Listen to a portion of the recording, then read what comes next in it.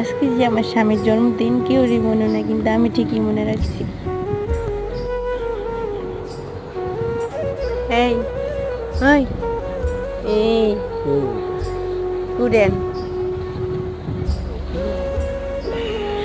আজকে তো আপনার জন্মদিন, কেউ তো আপনার কিছু দিল না, আপনার বন্ধুরা তো কিছু দিল না। দাঁড়ান, আমি আপনাকে একটা গড়ি গিফট করেছি, খুলেন। ও, তুমি যে ঘড়ি কিনছো টাকা পয়সা কই?